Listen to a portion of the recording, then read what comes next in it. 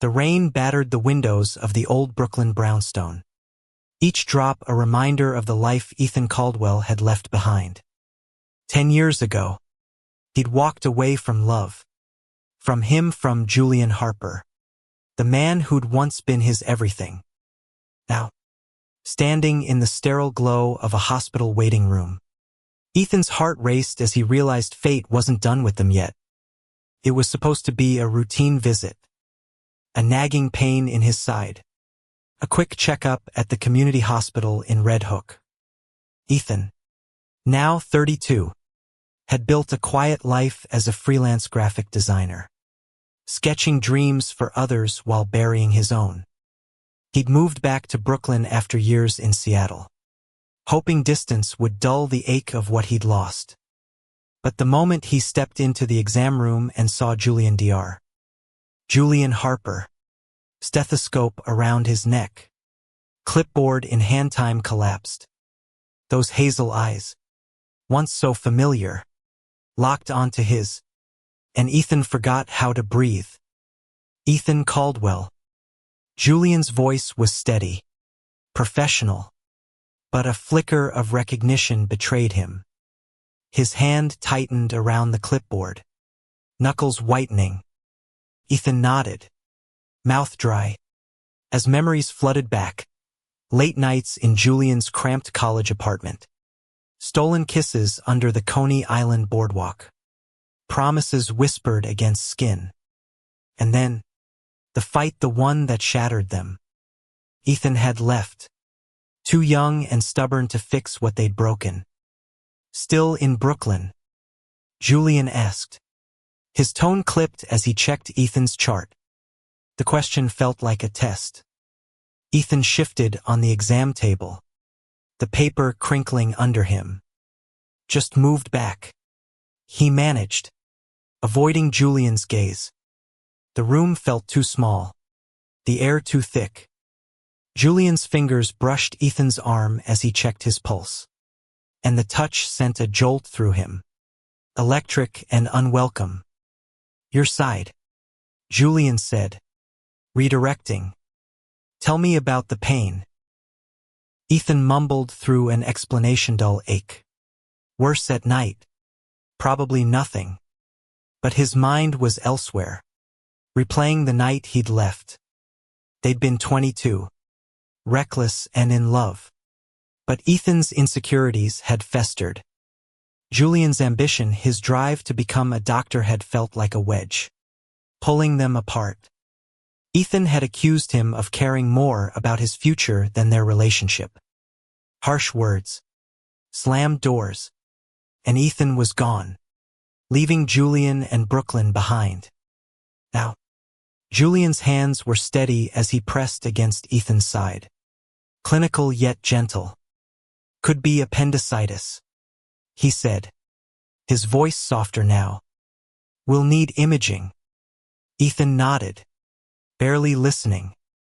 He was too busy noticing the faint lines around Julian's eyes, the way his dark curls still fell messily over his forehead.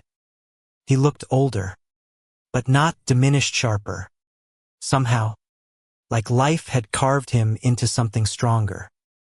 The hospital was a maze of white walls and beeping machines, but Julian navigated it with ease, leading Ethan to radiology.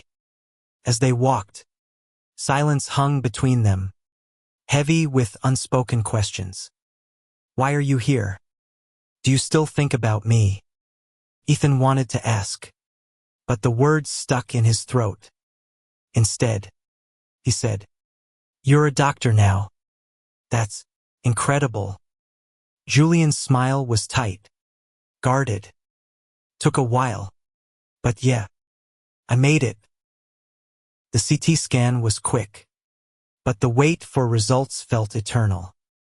Julian stayed, sitting across from Ethan in a quiet corner of the waiting area. You didn't have to stay, Ethan said, picking at a loose thread on his jeans. Julian shrugged, his eyes distant. Part of the job. But it wasn't. Not really. Ethan could feel the pull of something unresolved. something neither of them could name. When the results came back, Julian's face tightened. "It's not appendicitis," he said, his voice low. "There's a mass. We need to do more tests." Ethan's stomach dropped. A mass. The word echoed, cold and sharp. Julian reached out, his hand hovering over Ethan's before pulling back. "We'll figure this out," he said, and for the first time, his voice cracked, betraying the calm he'd been clinging to. That night, Ethan couldn't sleep. The rain hadn't stopped, and neither had his thoughts. A mass. Julian. The past. He stared at his phone, tempted to search for Julian online, to piece together the life he'd missed. But what would that solve? Instead, he sketched frantic lines forming Julian's face. The way he'd looked today, caught between duty and something deeper. Ethan's pencil trembled as he drew the curve of Julian's jaw, the weight of their history in every stroke. The next morning, Ethan was back at the hospital. Julian was there, waiting, his white coat pristine but his expression worn. "We're scheduling a biopsy," he said, guiding Ethan to another exam room. This time, their conversation wasn't clipped. Julian asked about Ethan's life, his art, his move back to Brooklyn. Ethan answered carefully, leaving out the loneliness, the nights spent wondering what could have been.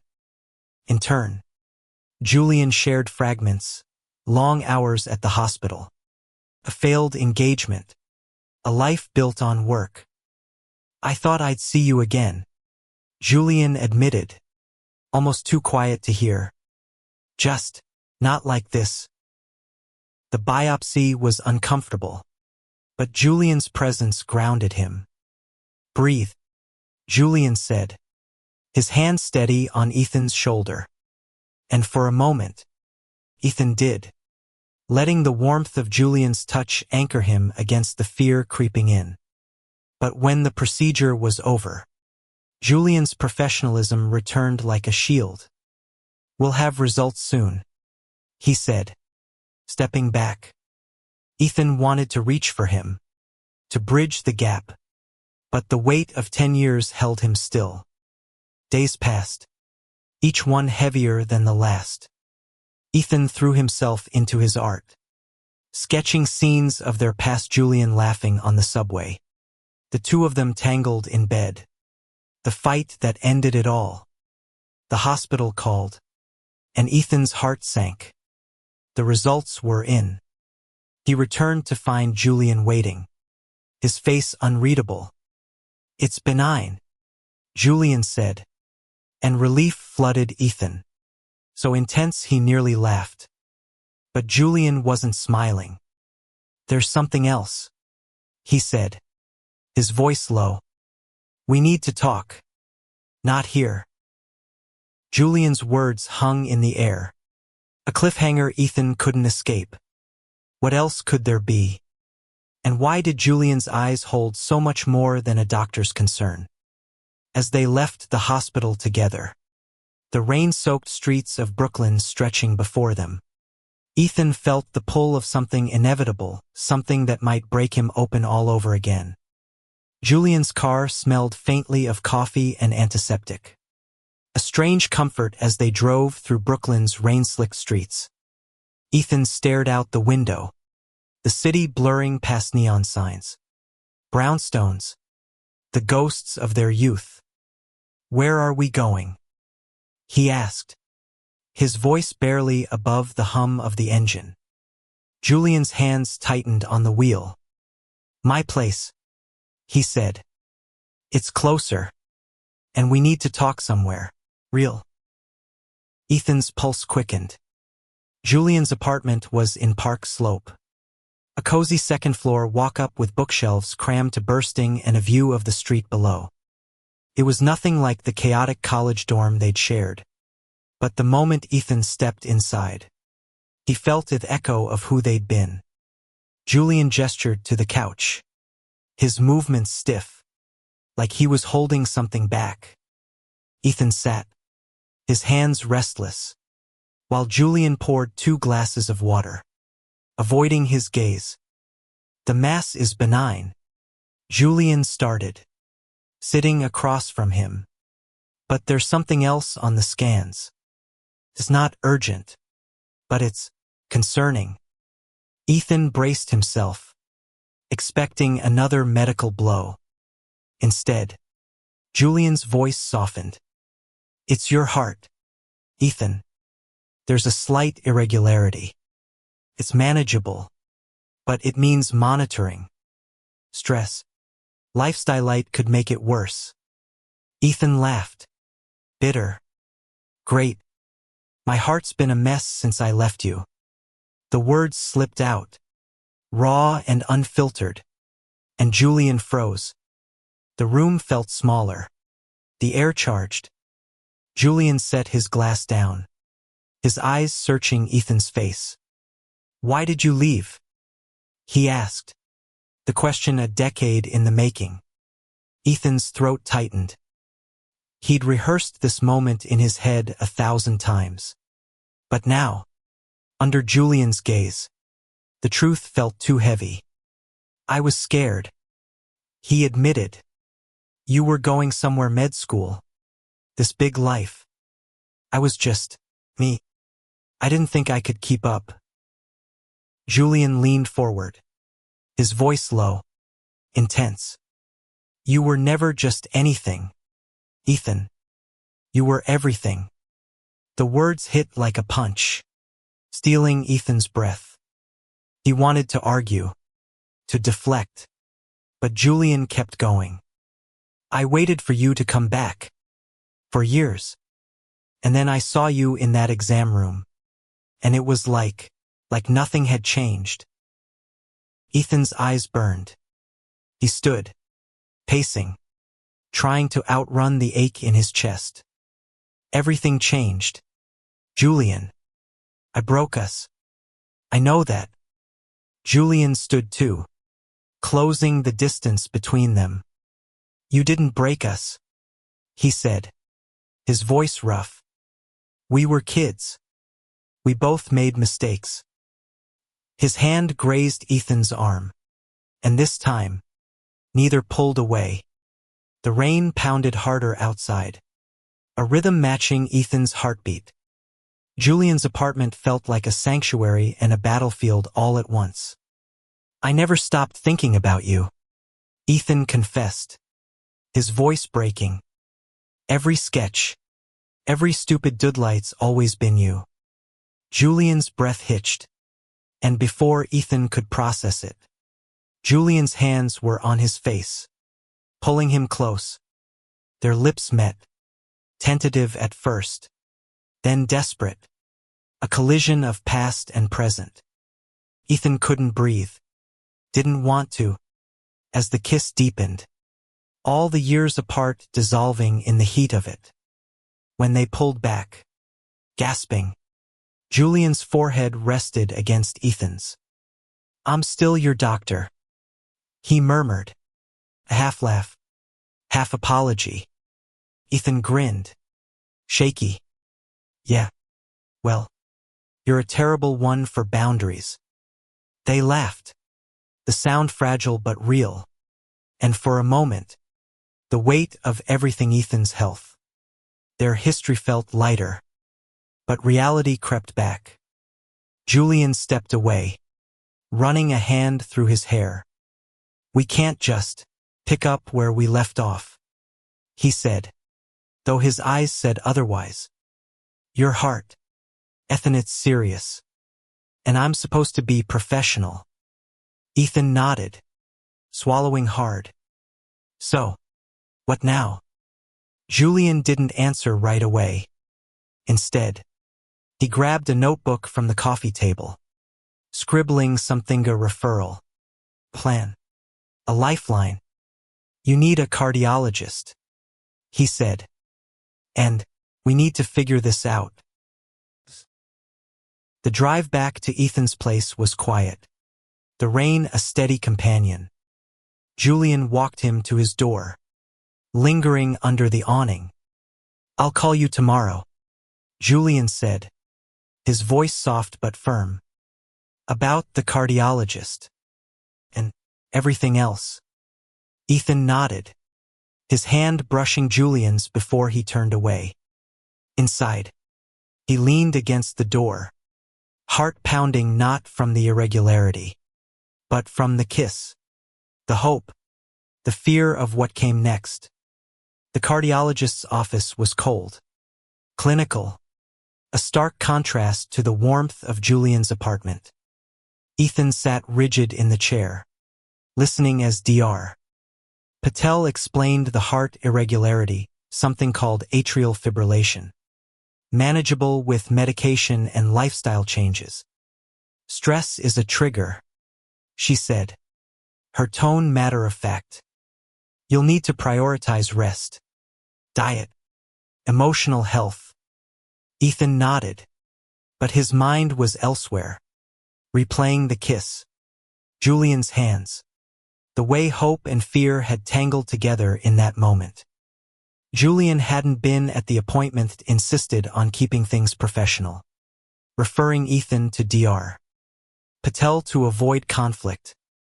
But his absence felt louder than his presence. Ethan texted him after, a simple thanks for the referral. "I'm okay." Julian's reply came hours later. "Good. Call me if you need me." It was polite, distant, and it stung. Ethan wanted to know if the kiss meant as much to Julian as it did to him. Back in his studio apartment, Ethan tried to lose himself in work. His latest project, a series of posters for a local queer community center, felt personal now. He sketched figures holding hands, their faces blurred but unmistakably Julian's in his mind. The irony wasn't lost on him, drawing love while grappling with his own. His phone buzzed, and his heart leapt. But it was just a reminder for his next appointment. Julian was pulling back, and Ethan couldn't tell if it was duty or fear. Days turned into weeks, each one a balancing act. Ethan took his meds, ate better, tried to sleep, but Julian was a constant presence, even in his absence. They met once, briefly, at a coffee shop near the hospital. Julian looked exhausted, his scrubs wrinkled from a long shift. "How's the heart?" he asked, stirring his coffee. Ethan shrugged. "Beating. Yours?" Julian's smile was faint, guarded. "Same." The conversation stayed surface-level work. Weather. Anything but them. When they parted, Julian's hand lingered on Ethan's shoulder. A silent apology. Ethan's art became his outlet. He poured his confusion into bold lines and vibrant colors, creating a mural for the community center that told a story of love, loss, and resilience. The center's director, a warm woman named Marisol, noticed the depth in his work. "This feels personal," she said, studying the mural. Ethan hesitated, then told her about Julian. "Not everything, but enough." Marisol listened, her eyes kind. "Love like that doesn't just vanish," she said, "but it takes courage to fight for it." Her words stayed with Ethan, gnawing at him. He wanted to fight, but fear held him back, fear of rejection, of ruining whatever fragile thing they were rebuilding. Then, one night, his phone lit up with Julian's name. "Can I come over?" The text read. Ethan's hands shook as he typed yes. 30 minutes later, Julian was at his door, rain-soaked and restless. "I can't stop thinking about you," Julian said, stepping inside, his voice raw. "I tried to stay professional, to keep my distance, But I can't. Ethan's heart raced. Not from his condition but from the weight of Julian's words. Then don't, Ethan said, stepping closer. They kissed again. Slower this time. Deliberate. Like they were mapping out every missed moment. But when they pulled apart, Julian's face was shadowed with guilt. I'm your doctor, Ethan. This could cost me everything. Ethan felt the air shift, the weight of reality crashing in. Then what do we do? He asked, his voice barely a whisper. Julian didn't answer, but he stayed, sitting with Ethan on the couch, their hands entwined. They really talked for the first time in years. About the fight, the years apart, the lives they'd built in the wreckage. Julian admitted he'd never stopped loving Ethan, even through the pain. Ethan confessed the same, his voice breaking as he described the sketches that had kept Julian alive in his mind. By the time Julian left, dawn was breaking, and they'd made no promises, only a quiet agreement to keep talking. Ethan felt lighter, but the uncertainty lingered. His heart was a ticking clock, and so was their chance to rebuild. As he watched Julian disappear into the morning fog, Ethan knew one thing: he wasn't ready to let go again. The community center's grand opening was a burst of color and noise. The mural Ethan had poured his heart into glowing under the lights. People milled around, their voices a hum of excitement. But Ethan's eyes kept drifting to the entrance, hoping. He hadn't seen Julian in days, not since their night of confessions. Of kisses that felt like promises but carried no guarantees. Julian had texted brief updates about Ethan's health, but nothing about them. The silence was a weight Ethan couldn't shake. He mingled, forcing smiles as Marisol introduced him to donors and artists. The mural was a hit. Two figures, hands clasped, standing against a backdrop of Brooklyn's skyline, their faces undefined but full of longing. It's about second chances, Ethan explained to a curious guest, his voice catching. He wished Julian could see it, could understand what he'd been trying to say through every brushstroke. Then he saw him. Julian stood at the edge of the crowd, still in his scrubs, his face a mix of exhaustion and something softer hope. Maybe. Ethan's heart stuttered, and not from his condition. He excused himself, weaving through the crowd until he reached Julian. You came, Ethan said, his voice barely audible over the chatter. Julian's smile was small, nervous. Couldn't miss it. Marisol invited me. Said you'd been working on something special. They stepped outside, the cool night air a relief after the crowded room. The street was quiet, the city's pulse a distant hum. Julian studied Ethan, his eyes tracing the lines of his face like he was memorizing him. The mural, Julian said. It's us, isn't it? Ethan nodded, throat tight. It's what I wish we could be. Julian's hand found his, their fingers lacing together. I wish that too, he said, and the words felt like a lifeline. But reality wasn't so simple. Julian had spoken to his supervisor, explained the conflict of interest. He'd been reassigned, no longer Ethan's doctor, but the risk lingered: his career, his reputation. I could lose everything, Julian said, his voice low.